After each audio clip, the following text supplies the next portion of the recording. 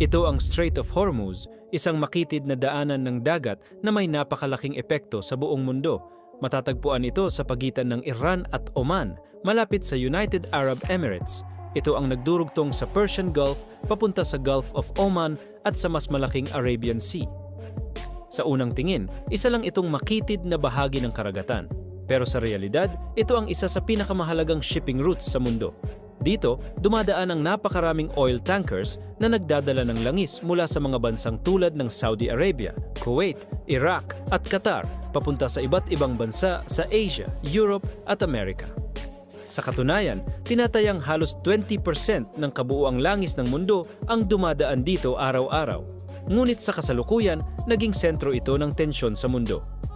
Nagbanta ang Iran na maaari nilang harangan o kontrolin ang Strait of Hormuz bilang sagot sa lumalalang alitan nila sa United States at mga kaalyado nito, pati na rin sa mga parusa at pressure na ipinapataw sa kanilang ekonomiya. Attention all ships, attention all ships, attention all ships. This is Sepah Navy, Iran's Islamic Revolutionary Guard Corps Navy.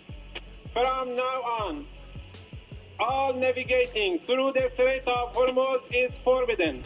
No ship in every type is not allowed to pass from a Strait of Hormuz. Ginagamit ng Iran ang next posisyon notice. nito sa Strait of Hormuz bilang strategic leverage, isang paraan upang ipakita na kaya nilang gambalain ang global oil supply kung patuloy silang pipigilan o paparusahan ng ibang bansa.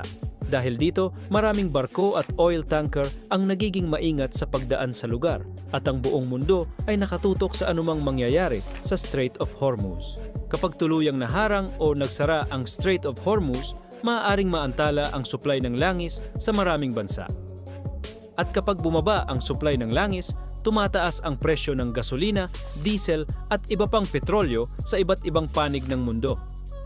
Ibig sabihin, kahit malayo tayo sa Middle East, ang nangyayari sa Strait of Hormuz ay maaaring makaapekto sa presyo ng fuel, transportasyon at ekonomiya sa buong mundo. Kaya ang Strait of Hormuz ay hindi lang simpleng daanan.